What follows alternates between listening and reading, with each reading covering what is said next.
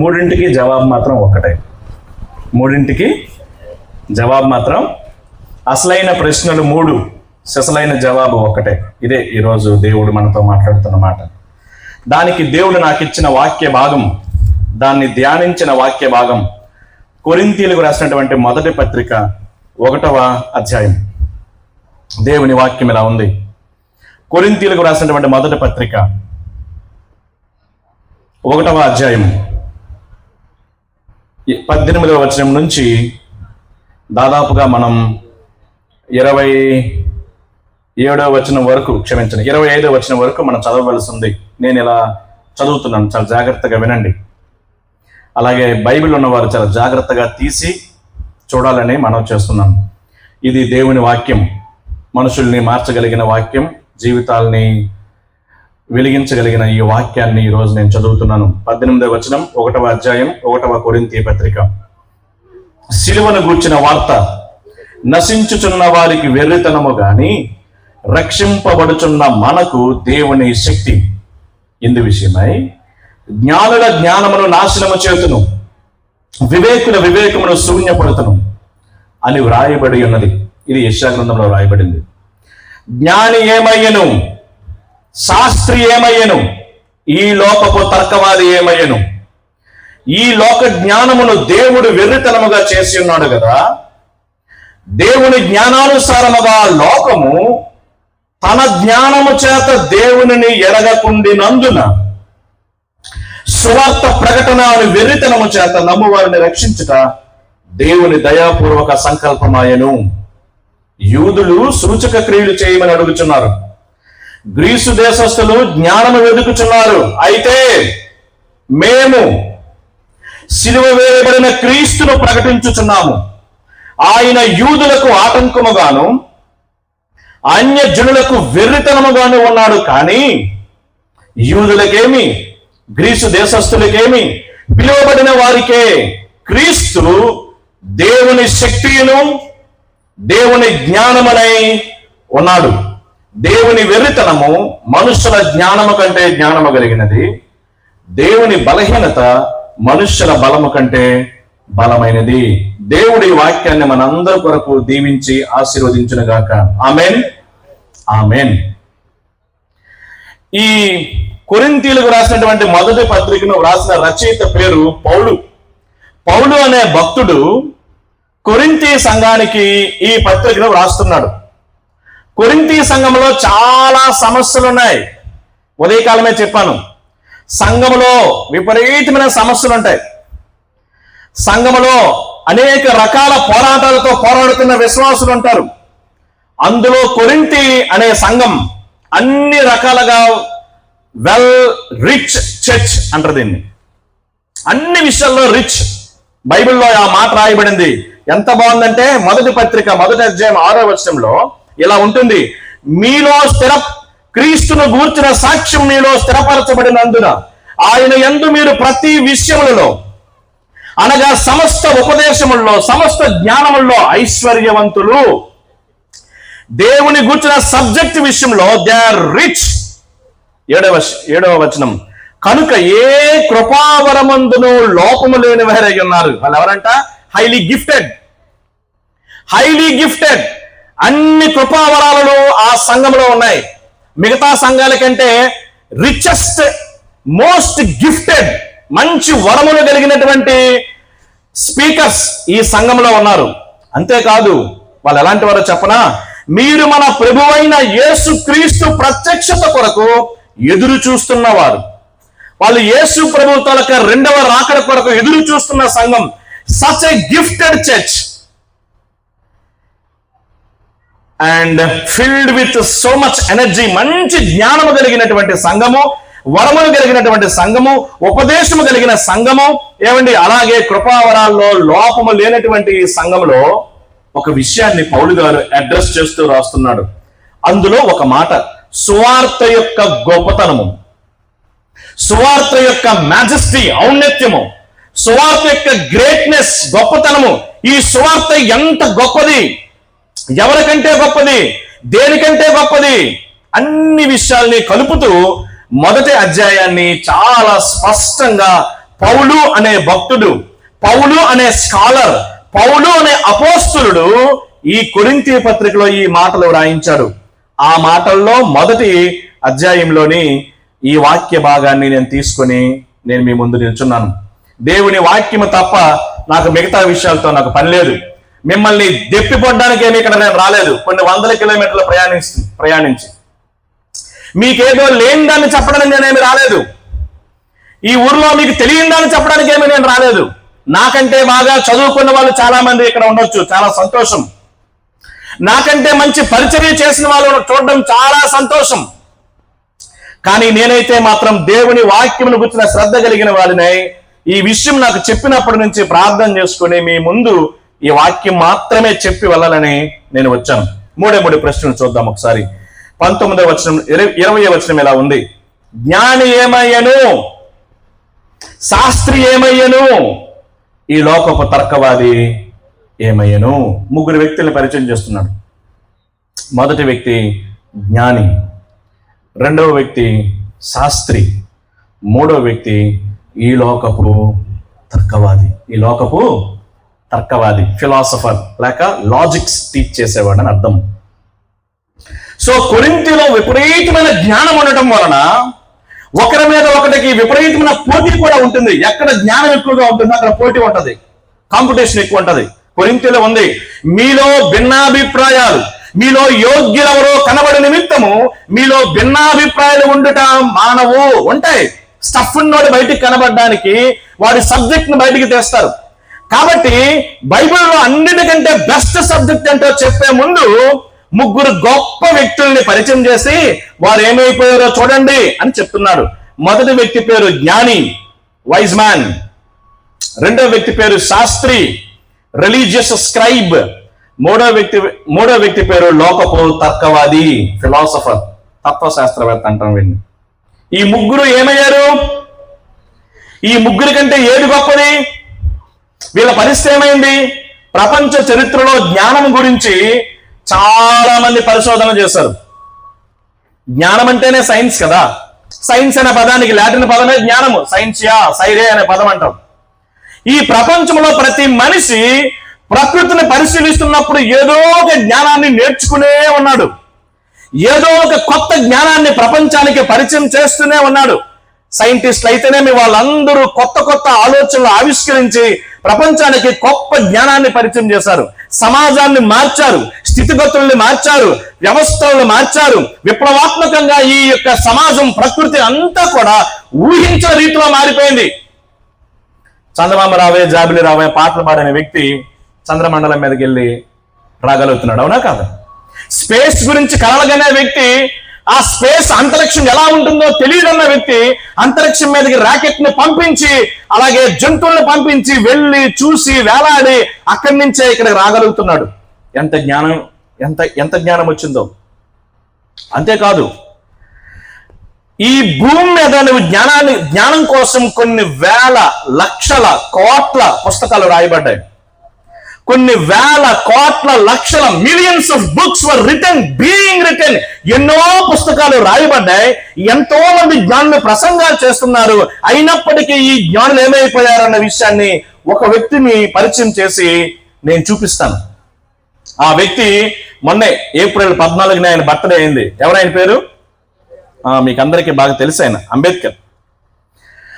అంబేద్కర్ గారు తనకి జ్ఞానం ఈ భూమి మీద, ఈ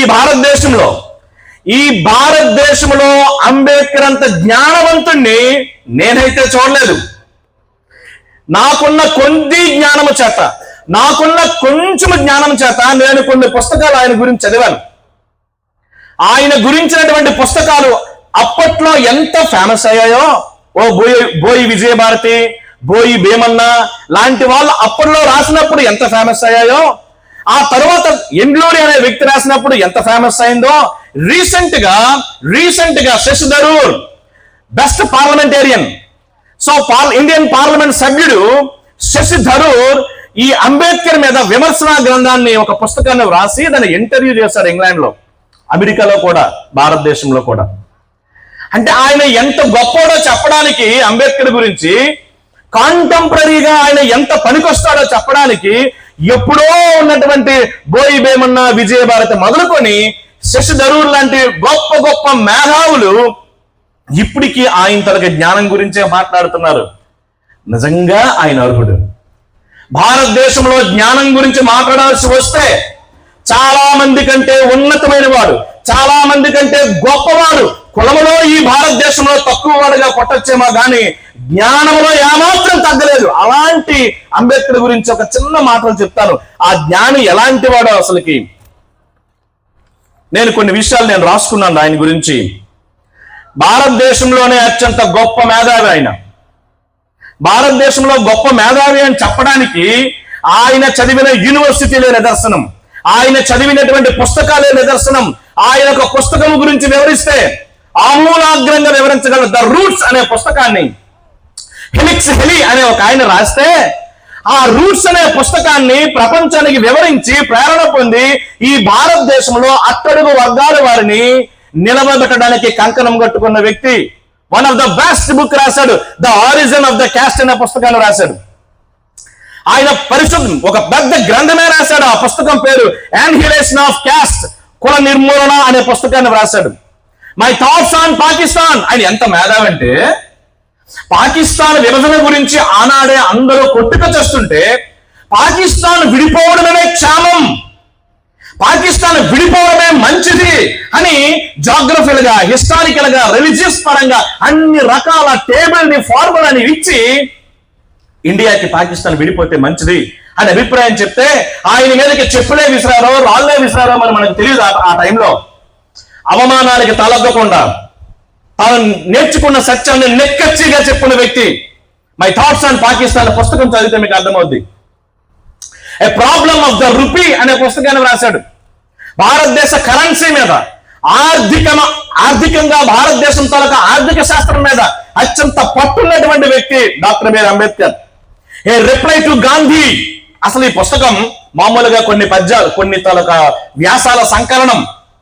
ఆ టైంలో ఆయన బతుకున్న రోజుల్లో మహాత్మా గాంధీ అనే గొప్ప నాయకుడిని, స్వాతంత్ర సమర యోధుడిని, నిజంగానే గొప్ప నాయకుడే, తిరుగులేదు. అటువంటి గొప్ప నాయకుడిని ఎదుర్కోవడం, 1885లో కాంగ్రెస్ పార్టీని ఎదుర్కోవడం చాలా కష్టం. అలాంటి గాంధీ మీద ఒక విమర్శనాత్మక గ్రంథం రాశాడు, reply to Gandhi. He's a daring man. Ambedkar was a daring man. ఎలాంటి డేరింగ్ అంటే కాంటెంపరీ జైగాంటిక్ పర్సనాలిటీని, అత్యంత గొప్పవాడిని ఎదుర్కొని ఆయన మీద సటైరికల్ గా బుక్ రాసినటువంటి వ్యక్తి. What Gandhi Congress done for untouchables. Gandhi మరియు కాంగ్రెస్ ఏం చేసింది ఈ అస్పృశ్యుల కొరకు అని ఒక విమర్శనాత్మక పుస్తకాన్ని రాశాడు. మీరు ఒకవేళ చదవగలిగితే చాలా పుస్తకాలు ఉన్నాయి ఆయన గురించి. మరొక పుస్తకం చెప్తున్నాను. ఆ పుస్తకం పేరు ఏమండి, బుద్ధ అండ్ హిస్ ధర్మ అనే పుస్తకాన్ని రాశాడు. ఇండియన్ కాన్స్టిట్యూషన్, భారత రాజ్యాంగాన్ని రాశాడు. మీరు అనుకోవచ్చు భారత రాజ్యాంగం రాయడం అంటే ఆశనస ఆహారం కాదు. 2026లో ఏం జరుగుతుందో 1950లో ఊహించడం, అది రాజ్యాంగం రాయడం అంటే. 1947కి 30 కోట్ల జనాభా ఉంటే 2026కి 140 కోట్లు అయితే పరిస్థితి ఏంటో ముందే రాయడం, అది రాజ్యాంగం రాయడం అంటే. భారతదేశంలో ఉన్నటువంటి 28 రాష్ట్రాలని, మిగతా కేంద్రపాలిత ప్రాంతాలని ప్రపంచంలో ప్రాంతాల వారీగా విడిపోతే ఎలా ఉంటుందో ముందే ఊహించి రాయడం రాజ్యాంగం రాయడం అంటే. విభిన్న మతాలు అన్ని కలిసి ఒకే దేశంగా ఎలా ఉంటుందో తెలియని టైంలో, ఆ టైంలోనే ఆయన భుజాల మీదకి ఎక్కించుకుని రాయడమే రాజ్యాంగం రాయడం అంటే. ఈరోజు రాజ్యాంగం రాయడం అంటే ఆర్టికల్స్ రాయడమో, షెడ్యూల్ రాయడమో, ప్రకటన రాయడమో, జీవోస్ రాయడమో కాదు. దానికి అంతటికీ ముందుగానే దర్శించినటువంటి గొప్ప దార్శనికుడు doctor Bhimrao Ramji Ambedkar. Hindu code bill, మొదటి న్యాయశాఖ మంత్రి, మొదటి కార్మిక శాఖ మంత్రి. ఆయన రాసిన పుస్తకాల్లో మరో పుస్తకం the roots of untouchable, the riddles of Rama and Krishna. ఇలాంటి పవర్ఫుల్ బుక్స్ రాశాడు. గొప్ప న్యాయవాది. ఆనాడు సర్దార్ వల్లభాయ్ పటేల్ ఎదుర్కొన్న న్యాయవాది, గొప్ప ఆర్థికవేత్త, గొప్ప సామాజికవేత్త. ఆయన నియో బుద్ధిజం అనే కొత్త మతాన్ని స్థాపించినటువంటి వ్యక్తి. మరి ఇంత గొప్ప జ్ఞాని ఏమయ్యాడు? ఇంత గొప్ప జ్ఞానికి ఈ సువార్త ఏమైంది? దేవుడు అంటున్నాడు ఈ మాట, జాగ్రత్త వినండి. నేను మనకి తెలిసినటువంటి గొప్ప మేధావి గురించి మాట్లాడుతున్నా. చాలా మంది ఉన్నారు, అమెరికా రాజ్యాంగం రాసిన థామస్ జెఫర్సన్ లాంటి వాళ్ళు, గొప్ప గొప్ప నాయకులు ఉన్నారు, గొప్ప గొప్ప సేవకులు ఉన్నారు. కానీ ఎంత గొప్ప మేధావి అయినటువంటి అంబేద్కర్ లాంటి న్యాయవాది, ఆర్థికవేత్త, సామాజికవేత్త, మంచి రచయిత, మేధావి, అలాగే ఆధునిక భారతదేశానికి రూపశిల్పి అటువంటి వ్యక్తి గురించి ప్రభు అంటున్నటువంటి మాట చూడండి. దేవుని జ్ఞానానుసారముగా, చాలా మాట వినండి, దేవుడు తన జ్ఞానంతో మాట్లాడుతున్నాడు. చాలా జాగ్రత్తగా మాట వినండి. దేవుడు తన జ్ఞానంతో మాట్లాడుతున్నాడు. ప్రియమైనటువంటి వారలు ప్రజలారా, ప్రియమైన ఈ జ్ఞాపతి పేట వారులారా, దేవుడు అనేవాడు ఇక్కడ నిల్చొని అంటున్నాడు, అయ్యా నా జ్ఞానంతో మాట్లాడుతున్నాను వినండి. మీ జ్ఞానంతో నన్ను మీరు తెలుసుకోలేరు. మీకు అర్థమవుతుంది అనుకుంటున్నాను. నా జ్ఞానంతో మాట్లాడుతున్నాను, మీ జ్ఞానంతో నన్ను మీరు తెలుసుకోలేరు అనే పదాన్ని ఈ రోజే మీకు చెప్పాను. మీరు ఎరగలేరు. చూడండి ఆ మాట ఎంత చక్కగా దేవుడు రాయించాడు, ఆ మాట చూపిస్తున్నాడు అన్నమాట. చూడండి, దేవుని జ్ఞానానుసారముగా లోకము తన జ్ఞానము చేత దేవుణ్ణి ఎరగకుండినందున, ఈ లోకంలో ఉన్న ఏ జ్ఞానైనా తాను కలిగి ఉన్న జ్ఞానము చేత దేవునితో సంబంధం పెట్టుకోలేడు. ఇది ద ఇంపాసిబిలిటీ. మానవ జ్ఞానము చేత, మనిషి కలిగి ఉన్న ఏ జ్ఞానమైనా మీరు తీసుకోండి, ఆ జ్ఞానము చేత దేవునితో వ్యక్తిగత సంబంధంలోకి రాలేము, దేవుణ్ణి కలుసుకోలేము, దేవుణ్ణి ఎరగలేము. ఎరగడం అంటే సంబంధం పెట్టుకోవడం. దేవుణ్ణి ఎరగలేము, దేవునితో సంబంధం పెట్టుకోలేము, దేవునితో సహవాసం చేయలేము. కాబట్టి ఇంపాసిబిలిటీ. ఎంత జ్ఞానవంతుడైనా నీకు ఒక అసమర్థత ఉంది. నీవు దేవుడైన యేసుక్రీస్తుని ఎరగని అసమర్థత ఉంది. కాబట్టి ఎంతమంది జ్ఞానులు ఈ భూమి మీద ఉన్నా ఆ జ్ఞానులు ఏమైపోయారంటే వారి జీవితాల్లో యేసుని ఎరగకుండానే చాలా మంది చనిపోయారు. రెండో వ్యక్తి గురించి మేము ముందు ఉంచుతున్నాను. ఆయన పేరు శాస్త్రి. ఎవరైనా శాస్త్రి ఏమయ్యను? శాస్త్రి అంటే ఏంటర్రా? శాస్త్రి అనే పదానికి ఇంగ్లీష్ లో స్క్రైబ్ అని రాయబడింది. స్క్రైబ్ పాత నిబంధనలో లేని వ్యక్తి. పేర్లున్నాయి. ఇర్మియా లాంటి వ్యక్తికి ఒక స్క్రైబ్ ఉన్నాడు, బారూక్ అనే వ్యక్తి ఉన్నాడు. కానీ పరిసయ్యులు, సద్దూకైలు, శాస్త్రులు అనే పేర్లు కొత్త నిబంధనలో ఫస్ట్ చాప్టర్ లో మనకి యాడ్ అవుతాయి. పాత నిబంధనలో పరిసయ్యులు లేరు, పాత నిబంధనలో సద్దూకైలు లేరు. ఒక్కసారిగా ఆ తెల్ల కాగితం పేరు తిప్పగానే మొత్తం చరిత్ర అంతా వేరేగా లిఖించబడింది. శాస్త్రులు, పరిసయ్యులు, సద్దూకైలు ఇటువంటి వారందరూ వచ్చారు. అందులో శాస్త్రుడు అనే ఒక తెగ ఉంది. వాళ్ళ గురించి నేను కొన్ని విషయాలు మీకు చెప్తాను. అసలు శాస్త్రి ఎంత గొప్పవాడో అని చెప్తాను. చెప్తే అప్పుడు ఆయన గురించి మరికొన్ని విషయాలు మనకు అర్థమవుతాయి. శాస్త్రి అనే పదానికి అర్థం మనం స్క్రైబ్ అంటాం కదా. ఎవరి స్క్రైబ్లు అంటే scholars of biblical law. Bible తాలూకా ప్రతి వాక్యం మీద వారు పట్టుగలిగిన వారు. బైబిల్ రెఫరెన్సెస్, ఇప్పుడంటే రెఫరెన్సెస్ ఉన్నాయి, అప్పట్లో లేవు. సో ఆయన ఒక స్క్రాల్ మీద, ఒక పెద్ద పత్రం మీద, వాళ్ళు చర్మపు కాగితం మీద వారు వెంట్రుకతో శిరాలో ముంచి ఒక క్విల్ తాలూకా క్విల్తో రాసేవారు స్క్రైబులు అంటే. They study the scripture. లేఖనాన్ని ప్రతిరోజు చదివేవాళ్ళు. దేవుని వాక్యం మీద గట్టి పట్టున్నోళ్ళు. దాంతో వినండి మాటలు. They serve the scripture. దేవుని వాక్యాన్ని సమాజ మందిరాల్లో చాలా బాహాటంగా నిల్చొని బోధించేవారు. యజ్రా శాస్త్రి అనే పదం మీరు వినుంటారు. ఒక పేటెక్కి ఆయన అందరికీ దేవుని వాక్యాన్ని వివరించినటువంటి వ్యక్తి. దేవుని వాక్యాన్ని ఎడిట్ చేసేవాళ్ళు, దేవుని వాక్యాన్ని భాష్యం చెప్పేవాళ్ళు, అర్థాన్ని వివరించేవాళ్ళు, దేవుని వాక్యం తాలూకా టెక్స్ట్ ని సరిగ్గా గ్రహించిన వాళ్ళు, దేవుని వాక్యానికి వాళ్ళు కస్టోడియన్స్ అంటారు. కస్టోడియన్స్ అంటే మేము 10th క్లాస్ ఎగ్జామ్ పెడుతున్నప్పుడు మాకేం చేసేవాళ్ళంటే డిపార్ట్మెంటల్ ఆఫీసర్స్ అని, చీఫ్ ఎగ్జామినర్స్ అని, కస్టోడియన్స్ అని వేసేవాళ్ళు. సో కస్టోడియన్ అంటే అర్థం ఏంటంటే క్వశ్చన్ పేపర్స్ ని చాలా జాగ్రత్తగా పోలీస్ స్టేషన్ కి వెళ్ళి ఆ పేపర్స్ అన్ని తీసుకుని వచ్చి ఎగ్జామ్ హాల్లో అందరి ముందు సంతకాలు చేయించి ఆ పేపర్స్ ని ప్రతి ఇన్విజిలేటర్కి ఇవ్వటం. అంటే ఒక్క పేపర్ కూడా బయటికి లీక్ అవ్వకుండా చూసుకోవటం, ఒక్క పేపర్ కూడా ఇన్ టైంలో అది ఎవరికి చేరకుండా చూసుకోవడం కస్టోడియన్ అనే పదానికి అర్థం. Actually custodians of divine knowledge. దేవుడు అనుగ్రహించినటువంటి ఈ పుస్తకాలని, ఈ బైబిల్ని, ఈ నిబంధనల్ని, ఈ ధర్మశాస్త్రాన్ని చక్కగా భద్రపరిచిన వాళ్ళు. They can copy the text. ఏంటో రాస్తున్నప్పుడు ఒక్కొక్క చర్మపు కాగితం మీద చాలా జాగ్రత్తగా రాసేవారు వాళ్ళు. కనీసం పొళ్ళు కూడా పోకూడదు. పొళ్ళు, అందుకే యేసు ప్రభు ఈ భూమి మీద మాట వాడాడు. భూమి ఆకాశము గతించును గాని ఈ నా మాటలు గతింపనారవు. ఈ నా మాటలు గతింపనారవు. అందులో పొళ్ళైనా గతించదు. చిన్నది యోడ్ అనే హిబ్రూ అక్షరం అంటారు, చిన్న గీత, అపోస్ట్రఫీ అనే పదంతో పిలుస్తాం. ఆ చిన్న పొళ్ళుకి కూడా అంత వాల్యూ ఉంది. ఆ చిన్న పొళ్ళుకి మీకు ఒకవేళ నాతో పాటు ఒకవేళ మీరు ఇంగ్లీష్లో రాయగలిగితే మీకు అర్థమవుద్ది.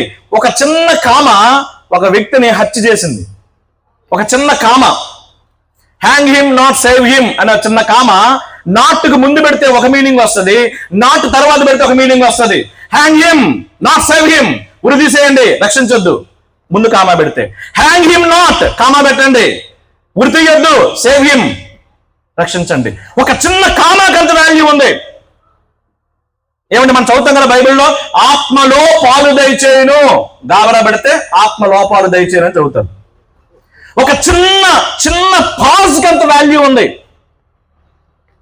చిన్న పాజ్కి అంటే శాస్త్రులు ఆ చిన్న పాజ్ని, దేవుడు అనుగ్రహించినటువంటి ఈ బైబిల్ని, ఈ నిబంధనని, దాన్ని అపోస్టఫీ విషయంలో కూడా చాలా జాగ్రత్తగా ఉంటారు.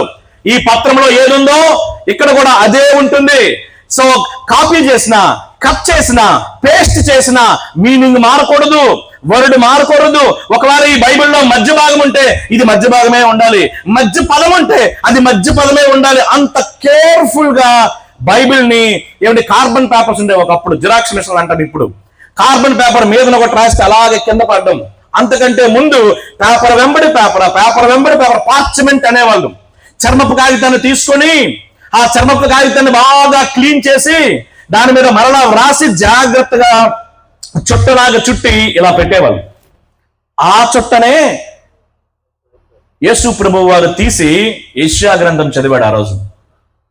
దట్టు అవి చాలా కాస్ట్ అప్పట్లో. చర్మపు కాగితాన్ని క్లీన్ చేయడం అంటేనే చాలా పెద్ద పని. స్కిన్ తీసుకొని దాన్ని క్లీన్ చేసి దాని మీద రాయడం చాలా పెద్ద పని. దాన్ని భద్రపరచడం ఇంకా చాలా పెద్ద పని. దాని విషయంలో గొప్ప శ్రద్ధ కలిగిన వారు వీళ్ళందరూ. వాళ్ళు చేతితోనే వ్రాస్తారు. వాళ్ళు దేవుని ధర్మశాస్త్రం మీద రాసి రాసి రాసి రాసి రాసి దాని మీద ఎప్పుడైతే నువ్వు ఎక్కువగా చదువుతావో, ఎక్కువగా రాస్తావో, బైబిల్లో నీకు కూడా అంతే. ఎవరు ఎక్కువగా బైబిల్ చదువుతారో, ఎవరు ఎక్కువగా బైబిల్ని బాగా రాస్తారో ఆటోమేటిక్గా బైబిల్ మీద ఏమొస్తుంది? గ్రిప్ వస్తుంది. రెఫరెన్సెస్ మీద చాలా గ్రిప్ వస్తుంది. అందుకే యేసు ప్రభువును నమ్మనటువంటి హేరోదు యూదుల రాజుగా పుట్టినవాడు ఎక్కడా అని తూర్పు దేశపు జ్ఞానులు అడిగితే పిలిచింది మామూలు లేమన్ పీపుల్ని కాదు. చూపిస్తాను చూడండి, లూకా సువార్తలో మీకు కనబడుతుంది చాలా స్పష్టంగా ఈ మాట. యూదుల రాజుగా పుట్టినవాడు ఎక్కడా అనే పదం, క్షమించండి, మత్తయి సువార్తలో. సో మత్తయి సువార్తలో వాళ్ళు తూర్పు దేశపు జ్ఞానులు రాజు కోసం వస్తే హేరోదు కలవరపడి, 3వ వచనంలో చూడండి ఒకసారి, కలవరం వస్తే 4వ వచనంలో, కాబట్టి రాజు ప్రధాన యాజకులను ప్రజలలో నుండి శాస్త్రులను అందరినీ సమకూర్చి ఒక ప్రశ్న అడిగాడు, యేసుక్రీస్తు ఎక్కడ పుడతాడు అని. మీకు అర్థమవుతుంది అనుకుంటున్నా. ఎవరిని అడిగాడు? శాస్త్రులను అడిగాడు, జ్ఞానుల్ని అడిగాడు, యాజకుల్ని అడిగాడు. ప్రధాన యాజకులకి, శాస్త్రుడికి బైబిల్ మీద చాలా పట్టుంటుంది. అందుకే శాస్త్రుడే పిలిచాడు. నువ్వు రాసి రాసి గీసి గీసి నీకు బాగా సబ్జెక్ట్ మీద బాగా అవగాహన ఉంటుంది కదా. హేరోదాన్ని లేపి, నాయనా శాస్త్రి, యేసుక్రీస్తు ఎక్కడ పుడతాడని బైబిల్లో రాయబడింది. ఈ తూర్పు దేశపు జ్ఞానులేమో మా దగ్గరికి వచ్చి, నేను రాజును కాబట్టి ఓ రాజా మీ ఇంట్లో కుమారుడు పుట్టాడా అని అడిగారు. రాజు తరగ కుమారుడు రాజు కొడుకు కాబట్టి రాజు కుమారుడు అవుతాడు, రాజు అవుతాడు కాబట్టి నాకేమీ కొడుకు పుట్టలేదు ఇక్కడ. కాబట్టి ఎక్కడ ఉన్నాడా రాజు, ఎక్కడ పుడతాడు మీ యూదుల రాజు అని అంటే శాస్త్రులు ఇంతేనా, it's very easy, simple sir. ఎంత సింపుల్ అంటే మాకేమో మేకా గ్రంథంలో ఉందండి ఈ మాట. ఏమని రాసి చదివారు? అది 5వ వచనం. అందుకు వారు ఇమ్మీడియట్ గా యోదయ బేత్లెహేములోనే simple answer is very simple. యోదయ దేశంలో బెత్లెహేంలో. ఎలా చెప్పగలరండి? అంటే హేరోదంతటి వాడు గొప్ప రాజు, అటువంటి వ్యక్తి వచ్చి అడిగాడు, రాజు ఎక్కడ పుడతాడు, క్రీస్తు ఎక్కడ పుడతాడు అనగానే వెరీ సింపుల్ సార్, ఇదిగో ఇక్కడే యోదయ దేశం ఉంది, అక్కడ బెత్లెహేం అనే ప్రదేశం ఉంది, అక్కడే పుడతాడు. అంత సడన్ గా తడుముకోకుండా, రెఫరెన్స్ చూడకుండా, ఎక్కడ చెక్ చేయకుండా ఇమ్మీడియట్ గా రెస్పాన్స్ ఇచ్చారు. ఎందుకో చెప్పనా? స్క్రిప్చర్ మీద, దేవుని వాక్యం మీద గొప్ప పట్టు కలిగిన వారు. అటువంటి శాస్త్రులు ఇలా చెప్పారు, క్రీస్తు ఎక్కడ పుట్టినని చెప్పగా అందుకు వారు యోదయ బెత్లెహేములోనే. ఎలయనగా యోదయ దేశపు బెత్లెహేమ, నీవు యూదా ప్రధానుల్లో ఎంత మాత్రమో అల్పమైన దానవు కావు, ఇశ్రాయేలు నా ప్రజలను పరిపాలించు అధిపతి నీలో నుండి వచ్చును అని ప్రవక్త ద్వారా రాయబడి ఉన్నది అని చెప్పాడు. అంటే అర్థం ఏంటి? మేకా చెప్పినటువంటి మాటని, అంటే ఎప్పుడో క్రీస్తు పూర్వం 600 సంవత్సరాలు ఆ టైంలో పలికిన ఆ మాట, క్రీస్తు శకం అంటే యేసు ప్రభు పుట్టిన ఆ టైంలో ఈ మాటని ఎప్పుడో 600 సంవత్సరాల గ్యాప్ ఉంటే ఆ గ్యాప్ లో కూడా తడుముకోకుండా రెఫరెన్స్ తీసి మరి వెరీ స్ట్రైట్ గా చెప్పినటువంటి వ్యక్తి శాస్త్రి. అటువంటి శాస్త్రి బైబిల్లో చూడండి, కావాలంటే వారిని రెచ్చగొట్టాలని యేసుప్రభు ఒక మాట అంటాడు. ఒక ఆయనకి ఆ యేసుప్రభు దగ్గరికి ఒక వారిని తీసుకొస్తారు. తీసుకురాగానే నీ పాపములు క్షమించబడి ఉన్నవి అంటాడు యేసుప్రభు. యేసుప్రభు నీ పాపములు క్షమించబడి ఉన్నవి అనగానే వెంటనే శాస్త్రికి మైండ్ లో స్ట్రైక్ అవుతుంది, who is he to forgive the sin except God? దేవుడు తప్ప పాపములు క్షమించుటకు ఎవరైనా అంటే ఈయన దేవుడా? అంటే శాస్త్రికి యేసు ప్రభు మాట్లాడే మాట మీద ఎంత కమాండ్ ఉందండి. అంటే యేసు ప్రభు మాట్లాడుతున్న మాట ఎంత బాగా అర్థమైంది. మిగతా వాళ్ళకి అర్థం కాలేదు. నీ పాపములు క్షమించబడి ఉన్నవని చెప్పగానే ఈయనెవరు? దేవుడు ఒక్కడే తప్ప పాపములు క్షమించేవాడు ఎవడు? పాపములు క్షమించే అధికారం దేవుడికే ఉంది అని అంటే అప్పుడు యేసు అంటాడు, పాపములు క్షమించుటకు ఈ భూమి మీద మనుష్య కుమారునికి అధికారం కలదని చెప్పి నీవు లేచి నీ పరుపెత్తుకు నడువుము అన్నాడు. అక్కడ ఎంత డీలింగ్ లాగాడంటే, పాపములు క్షమించే అధికారము నాకుంది అని దానికి ప్రూఫ్ ఏంటో చెప్పనా? ముందు నీ పాపాన్ని బట్టి మీకు వచ్చే రోగాన్ని నేను క్లీన్ చేస్తున్నాను, నీవు లేచి గో అన్నాడు. మీకు అర్థమవుతుంది అనుకుంటున్నా ఈ మాటని. అంటే పాపము మనుషుల యొక్క పాపాన్ని బట్టి వస్తే ఆ పాపాన్ని క్షమించే అధికారం నాకుందని చెప్పాలి అంటే ఆ పాపం వల్ల వచ్చే రోగం, ఏ రోగమైనా దాన్ని స్వస్థపరిచే దమ్ము నాకుందని చెప్తున్నాడు. దాన్ని బట్టి మీరు అర్థం చేసుకోండి, I have a right to forgive the sins of the mankind. మనుషుల పాపాలను క్షమించే అధికారం, దమ్ము, ధైర్యం, శక్తి, సామర్థ్యం నాకే ఉంది అని అంటున్నాడు. అది ఎవరికి అర్థమైంది? శాస్త్రికి అర్థమైంది. థ్యాంక్స్ పాస్టర్ గారు, థ్యాంక్ యూ సో మచ్. అంటే ఒక శాస్త్రికి యేసు ప్రభు మాట్లాడే మాటని ఈజీగా రిసీవ్ చేసుకోగలిగే కెపాసిటీ ఉందంటే ఎంత అద్భుతమైన చూడండి. అటువంటి శాస్త్రుని గురించి పౌలు అంటున్నాడు. ఇప్పుడు రండి బైబిల్లో నుంచి మనం చూద్దాం. కొరింథీయులకు రాసినటువంటి మొదటి పత్రిక 1వ వచనంలో, క్షమించండి 20వ వచనంలో, శాస్త్రి ఏమయ్యను, జ్ఞాని ఏమయ్యను అయిపోయింది. శాస్త్రి ఏమయ్యను? అరే ఇంత బైబిల్ చదివిన వాడు, ఇంత సబ్జెక్ట్ ఉన్నాడు, ఎడిట్ చేయగలిగిన వాడు, కట్ చేయగలిగిన వాడు, కాపీ చేయగలిగిన వాడు, పేస్ట్ చేయగలిగిన వాడు, దాని మీద కంప్లీట్ అథారిటీ ఉన్నటువంటి ఈ శాస్త్రికి అదేంటి బైబిల్ అర్థం కావడం లేదు? అవును, మరి ఈ బైబిల్ అర్థమైతే, యేసు అర్థమైతే, ఆ శాస్త్రి యోదయ దేశపు బెత్లెహేములో ఉన్నాడని తెలిస్తే ఎందుకు వెళ్ళను అక్కడికి? ఎందుకు వెళ్ళలేదు? మూడోది చూడండి ఒకసారి, ఈ లోకపు తర్కవాది ఏమైనా, ఈ లోకపు తర్కవాది, ఈ లోకం తాలూకా తర్కవాది గురించి ఎక్కడ చెప్తే బాగుంటుందా అని చూస్తే నాకు దేవుడు ఎందుకో అపోస్తల కార్యముల గ్రంథం 17వ అధ్యాయం దగ్గరికి వెళ్తే బాగుంటుంది అనిపించింది. 17వ అధ్యాయం అపోస్తల కార్యముల గ్రంథంలో భలే విడ్డూరమైన మాట ఉంది, చూపిస్తున్నాను చూడండి ఒకసారి. 17వ అధ్యాయం 18వ వచనం. ఎపిక్యూరియలోను స్టాయిక్లోను ఉన్న కొందరు జ్ఞానులు అతనితో వాదించిరి.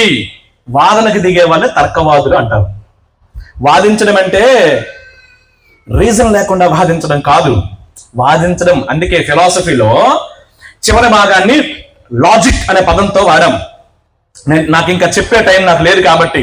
సో మెటాఫిజిక్స్ అనే ఒక ఆది భౌతిక శాస్త్రం ఉంది ఫిలాసఫీలో, యాక్సియాలజీ విలువల శాస్త్రం ఉంది, ఎపిస్టమాలజీ జ్ఞాన శాస్త్రం ఉంది, లాజిక్ తర్క శాస్త్రం ఉంది, ఎథిక్స్ అంటే వేద అంటే దాన్ని విలువల శాస్త్రం ఉంది. ఇందులో ఎథిక్స్ లో ఇందులో చూడండి లాజిక్ అనే పదం నుంచో లాగోస్ అనే పదం వచ్చింది. నిజానికి చెప్పాలంటే వాక్యము లేక స్టడీ, అల్టిమేట్ రియాలిటీ అని అంటాం వాటిని. అటువంటి ఎపిక్యూరియన్స్ అనే వాళ్ళు ఫిలాసఫర్స్, మామూలు వ్యక్తులు కాదు వాళ్ళు. ఎపిక్యూరియన్స్ అనే పదం ఆనాడు చాలా గొప్పవాళ్ళు, చాలా మేధావులు.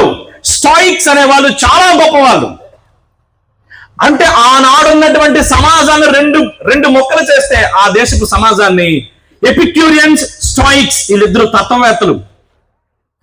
సాక్రటీస్, ప్లేటో, అరిస్టాటిల్, ఎనక్సాగోరస్, ఎంపుడోక్లస్, ఇంకా డెమోక్రటిస్, ఎపిక్యూరస్, స్టాయిక్స్ అండ్ వీళ్ళందరి గురించి మనకి చెప్పడానికి నేను కూడా ఎంఏ ఫిలాసఫీ చదివాను కాబట్టి కొంచెం టచ్ ఉంది. వీళ్ళు మామూలు మేధావులు కాదు. వీళ్ళలో నుంచే, ఈ తత్వంలో నుంచే సైన్స్ బయటకు తీశాడు ఐన్స్టీన్ అనే మేధావి.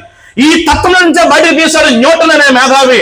ఆ ఫిలాసఫీ అనే పుస్తకంలో నుంచే ఫిలాసఫియా ప్రిన్సిపియా మ్యాథమెటిక్స్ అనే పుస్తకం రాశాడు. ఇది చాలా పెద్ద సబ్జెక్ట్, నేను అంతవరకు వెళ్ళను, ఒక మొక్క మాత్రం చెప్తాను. ఇంత మేధావులు వీళ్ళు ఎవరు? ఎపిక్యూరియన్స్, స్టాయిక్స్. వాళ్ళ డ్యూటీ ఏంటో చెప్పనా? వాళ్ళ డ్యూటీ భలే విడ్డూరం ఉంటది. బైబిల్ చదివిన వాడికి చాలా బాగుంటది. 20వ వచనం చూపిస్తే బాగుంటది. కొన్ని క్రొత్త సంగతులు, క్షమించండి, వీళ్ళ గురించి ఒక మాట 21వ వచనం బాగుంటుందండి. ఎథెన్స్ వారందరూ అక్కడ నివసించే పరదేశులను ఏదో ఒక క్రొత్త సంగతి చెప్పుట యందును వినుట యందును మాత్రమే తమ కాలము గడుపుచుండేవారు. ఎంత క్లాసిక్ పాయింట్ అంటే, ప్రతిరోజు నీకు కొత్త సంగతి ఎలా వస్తుంది పాస్టర్ గారండి? ప్రతిరోజు నీకు కొత్త సంగతి వస్తుంది. Every day they discussing with the new things. ప్రతిరోజు కొత్త సంగతి చెప్పుట యందును కొత్త సంగతి వినుట యందును వాళ్ళ కాలం గడిపేవాళ్ళు. వాళ్ళ టైం పాస్ ఎంత బాగుంటుందంటే ప్రతిరోజు కొత్త సంగతి వస్తుంది. నాలాంటి టీచర్కి అడిగారు అనుకోండి, నేను ఎప్పుడో 2007లో టీచింగ్ కెరీర్ స్టార్ట్ చేశాను. అప్పటి నుంచి ఎప్పటి వరకు నన్ను ఫిజిక్స్ చెప్పమంటే అదే లెసన్ చెప్తాను. నేను కొత్తగా చెప్పిందే ఉండదు. 16 సంవత్సరాల నుంచి ఒకే టీచింగ్ చెప్తాను. నేను అంతకంటే నేను ఎక్కువ చెప్పలేను. కానీ వీళ్ళు ఎంత మేధావులు అంటే ప్రతిరోజు కొత్త సంగతి మాట్లాడతారంట. కొత్త సంగతి మాట్లాడంటే కొత్త జ్ఞానం ఉండాలి. మరి కొత్త జ్ఞానం ఉండాలంటే కొత్తగా ఆలోచించాలి. మరి కొత్తగా ఆలోచించాలంటే కొత్తగా మైండ్కి పదులు పెట్టాలి. మరి వాళ్ళ భూమి మీద ఉన్న రోజుల్లో ఈ ప్రకృతిని చూసి, సృష్టిని చూసి ప్రతి దాన్ని కొత్తగా థింక్ చేసి దాన్ని ప్రపంచానికి తీసుకొచ్చిన మేధావులు గ్రీస్ దేశస్తులు. వాళ్ళల్లో ఒక తెగ ఎపిక్యూరియస్, స్టాయిక్స్. ఇటువంటి 2 పెద్ద తెగలు నిల్చున్నారంట. నిల్చొని వీళ్ళు దేవుని గురించి మాట్లాడుతూ ఉన్నారు. గ్రీసు దేశంలో ఏథెన్స్ అనే నగరంలో, చూడండి ఆ మాట 23వ వచనం. ఏథెన్స్ అనే నగరంలో, ఆ నగరాన్ని చూస్తే ప్రతి ప్లేస్ లో వాళ్ళు నమ్మినటువంటి ఆ భక్తికి సూచనగా కొన్ని ప్రతిమలను వాళ్ళు నిలబెట్టుకున్నారు. కానీ అందుకే చెప్పాను వీళ్ళు చాలా కొత్త వాళ్ళని. వీళ్ళు ఎన్నో బొమ్మలు వేశారు గ్రీస్ దేశంలో ఉన్నటువంటి వ్యక్తులు. ఆ బొమ్మల్లో ఒక బొమ్మ ఉంది. ఆ బొమ్మ పేరే తెలియబడని దేవుడు. రాయించాడు దేవుడు ఈ మాట. నేను ఒక షాకింగ్ స్టేట్మెంట్ ఇస్తాను ఈరోజు. ప్రపంచానికి ఎన్నో తెలిపినటువంటి గ్రీకులకి తెలియని దేవుడు ఎవరో మరి చూడాలి. ప్రపంచానికి ఎన్నో కాన్సెప్ట్ని, ఫిజిక్స్ లో ఒక ఆర్కిమిడిస్ లాంటి వాడు, మ్యాథ్స్ లో ప్లేటో, క్షమించండి, పైథాగరస్ లాంటి వాడు, సోషల్లో అరిస్టాటిల్ లాంటి వాడు, ఫిలాసఫీలో సాక్రటీస్ లాంటి వాడు, ప్రపంచానికి ఏమండి జ్ఞానం విషయంలో కానీ, తత్వం విషయంలో కానీ, తర్కం విషయంలో కానీ, అన్ని విషయాల్లో, అలాగే డెమోక్రసీ విషయంలో కానీ అన్ని విషయాలు ప్రపంచానికి ఎన్నో విషయాలు చెప్పిన వారికి తెలియని విషయం ఏంటో చెప్పిన తెలియబడిన దేవుడు ఎవడో ఒకడున్నాడు. వాడెవడో మాకు తెలియదు. ఈ గొప్ప షాకింగ్ ఈ పాయింట్ అసలు. అందుకే పౌలు రాశాడు ఈ మాట. ఈ లోకపు తర్కవాదికి కూడా లిమిట్స్ ఉన్నాయి. ప్రపంచం మొత్తాన్ని స్టడీ చేయొచ్చు, ప్రపంచం మొత్తం విషయంలో వాదించవచ్చు. ఏమంటే గాలి మీద వాదించవచ్చు, నీళ్ళ మీద వాదించవచ్చు, ఏమంటే మనసు మీద వాదించవచ్చు, శరీరం మీద వాదించవచ్చు. You can debate on everything else, even though that you may not no.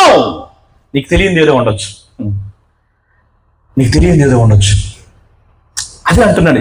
వీళ్ళు రాసిన పేరే, అయ్యా మాకు చాలా దేవుళ్ళ విషయంలో మాకు మంచి సబ్జెక్ట్ ఉంది, కానీ మాకు ఇన్ని చేసినా కూడా తెలియబడిన దేవుడు ఎవరో ఒకరు ఉండిపోయారయ్యా. వారికి ఏం పేరు పెడితే బాగుంటుందని అంటే అగ్నాస్టస్ థెయాస్ అని రాసి పడేశారు. టు అన్ అన్నోన్ గాడ్, తెలియబడిన దేవుడు. పౌలు అనేటువంటి గొప్ప భక్తుడు వారి ముందు నిల్చొని మీకు ఏమి తెలియదో నాకు అది తెలుసు, ఇదిగో అని చెప్తున్నాడు. ఆ తెలియబడినటువంటి దేవుడు ఎవరికైతే తెలియదో, ప్రపంచానికి జ్ఞానం పరిచయం చేసిన అజ్ఞానుల ముందు, ప్రపంచానికి జ్ఞానం వివరించిన అజ్ఞానుల ముందు నిల్చొని ఇదిగో ఈ తెలియబడిన దేవుడు నాకు తెలుసు అని చెప్పి వివరించాడు. అది నాకు వివరించే వల్ల కాదు, ఇప్పుడు ఆ సమయం లేదు. కానీ ఆ తెలియబడినటువంటి ఆ దేవుడి గురించి వివరిస్తూ ఆయన ప్రభు అని, ఆయన సృష్టికర్త అని, ఆయన మనకు దగ్గరగా ఉండేవాడని, ఆయన మన జీవితాన్ని అర్థం చేసుకున్నవాడని, కాబట్టి ఆయన మన జీవితాల్లో మనకి ఏ కష్టం వచ్చినా ఆయన అందుబాటులో ఉంటాడని, ఆయన అందరికీ అందుబాటులో ఉండేవాడని, ఈ గాలి, ఈ నీరు, ఈ నేల మన కోసమే, మన కొరకే తయారు చేశాడని, ఏమండి అలాగే మన ఊపిరి, మన జీవం అంతా కూడా ఆయన పెట్టిన భిక్షని పౌలు వాక్యం చెప్తూ మీరు ఆయన తెలుసుకోవచ్చు అంటున్నాడు. You can know him, you can know him, మీరు తెలుసుకోవచ్చు. ఎలా? ఇప్పుడు చూపిస్తాను చూడండి. కొరింథీయులకు రాసినటువంటి పత్రిక. దేవుణ్ణి తెలుసుకునే ఒకే ఒక్క మార్గం జ్ఞాన మార్గము కాదు,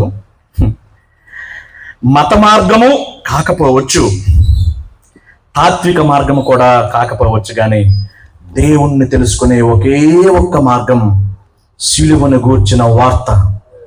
సిలువను గూర్చిన వార్త, సిలువను గూర్చిన వార్త నశించు వారికి వెర్రితనము గాని రక్షించబడుతున్న మనకు దేవుని శక్తి. ఆ సిలువను గూర్చిన వార్తలో చూడండి ఆ మాట 21వ వచనం. అద్భుతం, చాలా అద్భుతంగా ఉంటుంది ఈ మాట. దేవుని జ్ఞానానుసారముగా లోకము తన జ్ఞానము చేత దేవుణ్ణి ఎరగకుండినందున సువార్త ప్రకటనని వెర్రితనము చేత, సువార్త ప్రకటనని వెర్రితనము చేత నమ్మువారిని రక్షించుట దేవుని దయాపూర్వక సంకల్పమాయను. యూదులు సూచక్రియలు అడుగుతున్నారు, గ్రీసు దేశస్తులు జ్ఞానం అడుగుతున్నారు. అంటే సూచక్రియలు అంటే శక్తి, జ్ఞానం అంటే జ్ఞానమే. మీకు శక్తి జ్ఞానము కావాలా? రెండు ఒకరి దగ్గరికి చూపిస్తున్నాడు, ఆయన దగ్గర చూపిస్తాను రండి అని పౌలు అంటున్నాడు. Come look at him, that is Jesus Christ. ఆయన 24వ వచనం, యూదులకేమి గ్రీసు దేశస్తులకేమి పిలువబడిన వారికే క్రీస్తు దేవుని శక్తి, దేవుని జ్ఞానం. యేసు క్రీస్తు నీకు అర్థమైతేనే దేవుని జ్ఞానం నీకు అర్థమైనట్టు. యేసు క్రీస్తు నీకు అర్థమైతేనే దేవుని శక్తి అంటే నీకు అర్థమైనట్టు. పౌలు గారు ఆ రేంజ్ లో మాట్లాడుతున్నాడు. ఈరోజు యేసు క్రీస్తుని అర్థమయ్యేలా చిన్న చిన్న విషయాలు చెప్పి నేను క్లోజ్ చేస్తాను. నాకు ఆయన పావు తక్కువ 10కే ముగించమన్నారు, నాకు ఇంకా 16 నిమిషాల టైం ఉంది, పర్వాలేదు. యేసుక్రీస్తు వారు దేవుని శక్తి. దేవుణ్ణి ఎవరు అర్థం చేసుకోలేరండి. దేవుణ్ణి గ్రహించినంత సామర్థ్యం ఎవరికీ లేదు. దేవుని గురించి కొంతే అర్థం చేసుకోగలం. అందుకే ఒక ఆయన అంటాడు, వీఆర్ 10 నిమిషాల బ్రదర్, థ్యాంక్ యూ. 20 నిమిషాలా? ధన్యవాదాలండి. ఏండి ఈ దేవుని గురించి తెలుసుకునే సామర్థ్యం మనకు ఉండొచ్చు, కానీ దేవుని గురించి సంపూర్ణంగా తెలుసుకునే సామర్థ్యం మనకు లేదు. దేవుడు ఎలా ఉంటాడో మనకి ఏం తెలుసు? ఆయన స్వరం మనకి తెలియదు.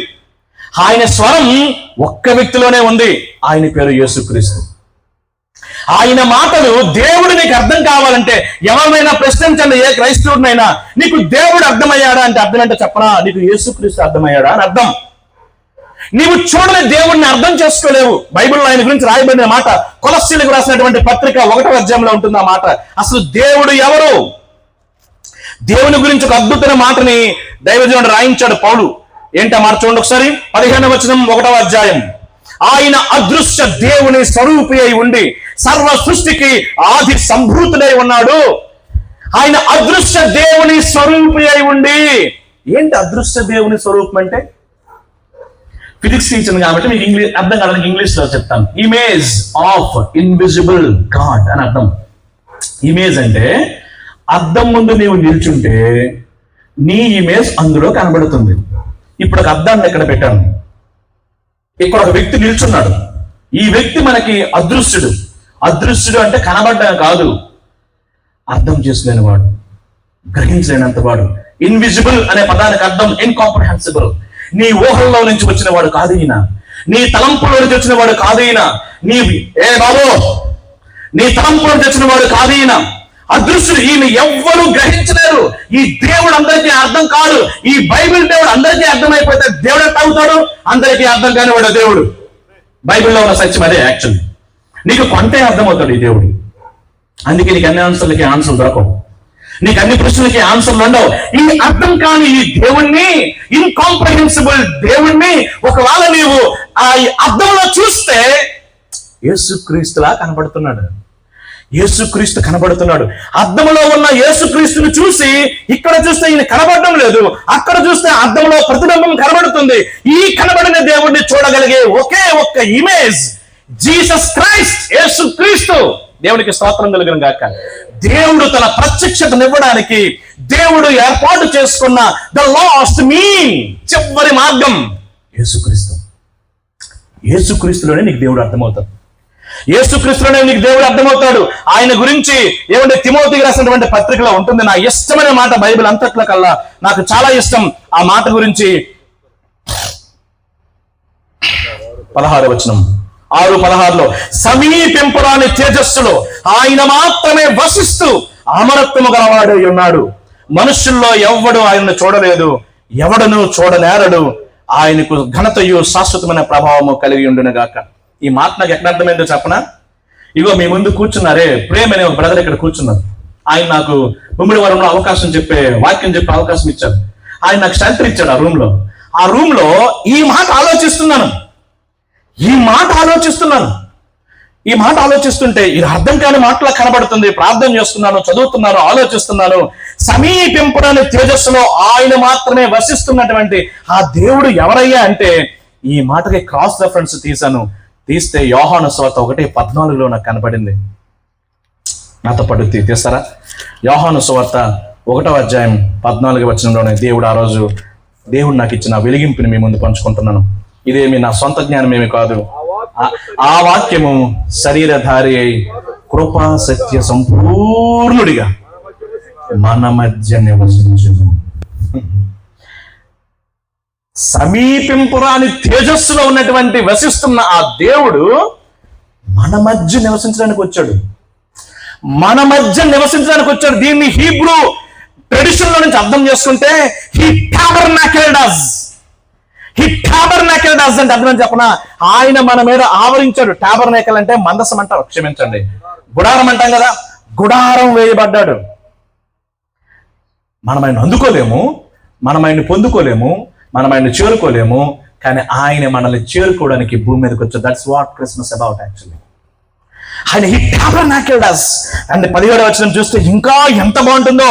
యోహాను సువార్త 1:17 ధర్మశాస్త్రము 18 ఎవడును ఎప్పుడైనాను దేవుణ్ణి చూడలేదు, తండ్రి రొమ్మునున్న అద్వితీయ కుమారుడే ఆయనను బయలుపరచను. ఈ మాట అర్థమయ్యేసరికి నేను ఆరాధించాను. ఆ రోజు సాల్మన్ తమ్ముడు మీటింగ్ పెట్టాడు అక్కడ, ఆయన అబ్బాయి ఇచ్చాడు. ఆ తర్వాత అడవిపేటలో మీటింగ్ వెళ్ళాలి. మీటింగ్ లో ఆ కాన్సెప్ట్ తెగడం లేదు. ఆలోచన చేస్తున్నప్పుడు ఈ మాట నన్ను బాగా పట్టుకుంది. ఏమండి, ఎవడను ఎప్పుడైనా దేవుణ్ణి చూడలేదు. గుర్తుపెట్టుకోండి, దేవుడిని ఎవరు చూడలేరు. చూడగలిగే దమ్ము ఆయన సృష్టించిన సూర్యుడే నీకు అర్థం కాదు కదా. ఆయన సృష్టించిన సూర్యుని తాలూక ఏమంటే 48 డిగ్రీల సెల్సియస్ దాటితేనే మనకి కష్టం కదా, మన బాడీ తట్టుకోలేదు కదా. మామూలుగా 98 డిగ్రీలు దాటితేనే బాడీలో టెంపరేచర్ పెరుగుద్ది కదా. మన కన్ను 0.4 మైక్రోమీటర్ కలరే కదా చూడగలదు. We are finite. కాలం పరంగా మనం పరిమితులమే, స్థలం పరంగా మనం పరిమితులమే, పరిమితమైన వ్యక్తులమే. అపరిమితమైన అనంతుడైన అద్వితీయుడైన ఆ దేవుణ్ణి ఎలా అర్థం చేసుకోగలం? No one can see him అంటే కాంప్రహెండ్ హిమ్. ఆయన ఎవరికి అర్థం కాడు, చూడలేడని అర్థం. అది ఎవడు చూడలేదు, ఎవరికి అర్థం కాని రేంజ్ లో ఉన్నాడు. అయితే అర్థం కాని రేంజ్ లో ఉన్న ఆ దేవుణ్ణి నీకు అర్థమయ్యేలా చేయడానికి ఈ భూమి మీద తండ్రి రొమ్మునున్న అద్వితీయ కుమారుడే ఆయనను ఆ దేవుణ్ణి బయలుపరచిన పదానికి గ్రీక్ భాషలో అపోకలిప్టస్ లేక రెవల్యూషియో గాలా అని రాయబడుతుంది. ఇక ఆ పదం రాయలే, దేవుడు రాయించింది ఎక్స్జీసస్ అనే పదం రాయబడింది. ఎక్స్జీటెడ్ అంటే అర్థం ఏంటో చెప్పనా?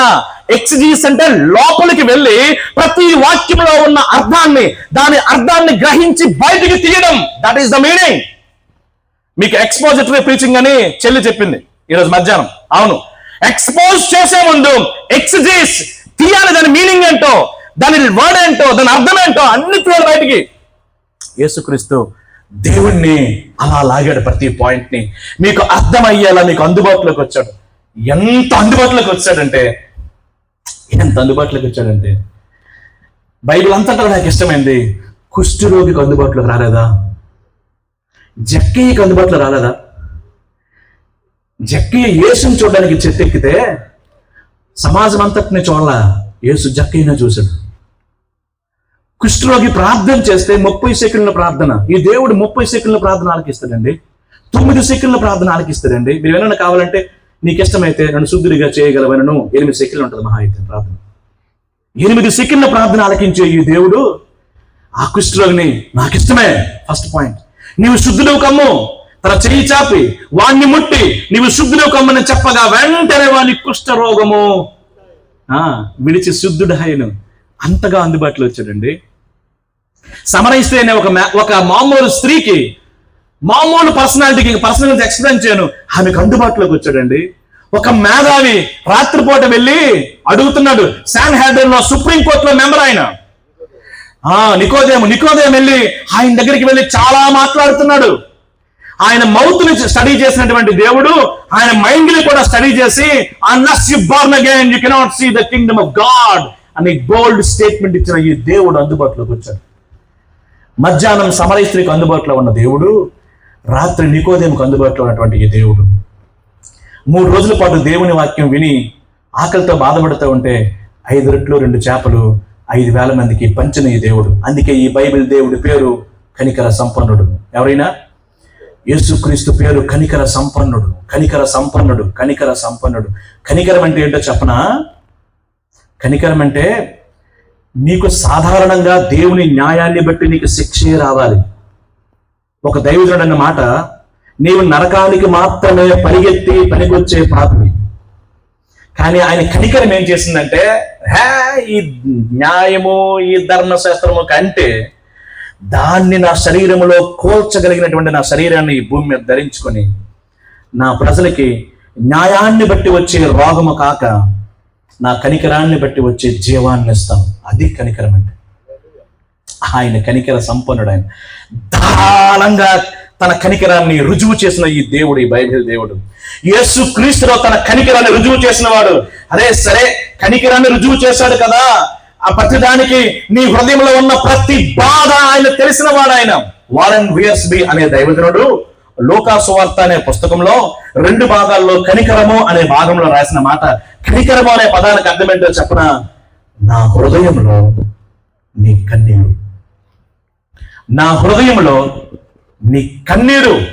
నువ్వు ఎలా ఏడుస్తున్నావో పక్కవాడికి తెలియదు. ఎందుకో చెప్పనా? వాడి బాధ అది కాదు కదా. కానీ యేసుకు మాత్రం నువ్వు ఏ విషయాల్లో ఏడుస్తున్నావో ఆయనకు మాత్రం తెలుసు.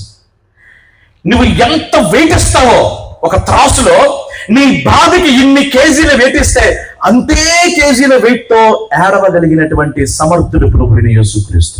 అది కనికరం అంటే. నీ బాధని సంపూర్ణంగా అర్థం చేసుకున్న వ్యక్తి ఈయనే. ఈయన తప్ప ఇంకెవ్వరికి నీ పెయిన్ అర్థం కాదు. ప్లీజ్ వినండి మాట.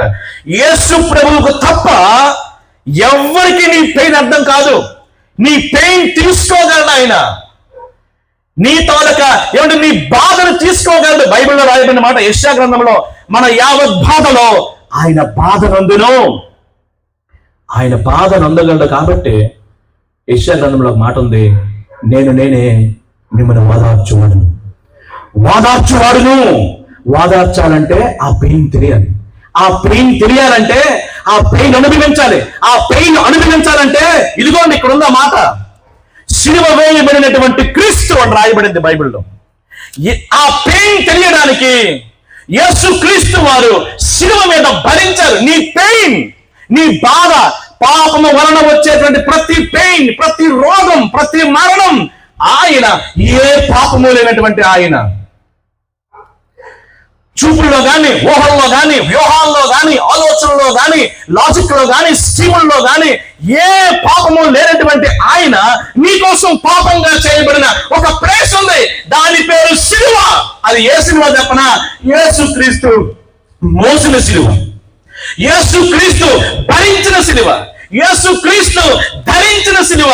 ఆ యేసు క్రీస్తు సమస్తాన్ని సృష్టించిన దేవుడు, ప్రపంచాన్ని సృష్టించిన దేవుడు, అనంతుడు, అదృశ్యుడు, అక్షయుడు ఒక చిన్న కర్ర మీదకు వచ్చి 2 చేతులు చాచి 2 కాళ్ళ మీద మేకు కొట్టబడి నీకోసం శక్తి లేనివాడిగా, మేకులు పీక్కోలేనివాడిగా వేలాడినటువంటి యేసుక్రీస్తును చూస్తే ఆయన ఎవరో చెప్పనా? సముద్రపు తరంగాలను ఆపినవాడు, అదే సముద్రాన్ని రేపినవాడు, రోగాల్లో ఉన్నవాడిని స్వస్థపరిచిన వాడు, డిప్రెషన్ లో ఉన్నవాడిని డీల్ చేసిన వాడు. అలాంటి ఈ దేవుడు నీ పెయిన్ భరించడానికి ఈ భూమి మీద అత్యంత పెయిన్ ఏంటో చెప్పనా? దేవునితో నీకున్న ఎడబాటు. అదే సుప్రభు మీదను భరించాడు. మొన్న మీరు గుడ్ ఫ్రైడేలో మీరు మాట చదివంటారు, ఏలి ఏలి లామా సబక్తని. పెయిన్, తండ్రితో ఎనలేని సంబంధాన్ని, డీప్ ఇంటిమెసీని కలిగిన ఆ దేవుడు మన కొరకు పాపలుగా చేయబడినప్పుడు ఆ పెయిన్ భరించాడు. యుగ యుగాలు నరకము అనుభవించే ఈ ప్రజల కొరకు ఆయన శిలువ మీద నరక యాతన పడ్డాడు. అది పెయిన్. ఆ పెయిన్ ఆయన భరించాడు కాబట్టి అదే పెయిన్ తో నీకు తీర్పు తీరుస్తాడు ఒక రోజు. He's going to judge with the same pain. చూడండి ఆ మాట చూపిస్తున్నాను. అది నేను మాట్లాడితే అది ఎగతాళిగా ఉండొచ్చేమో.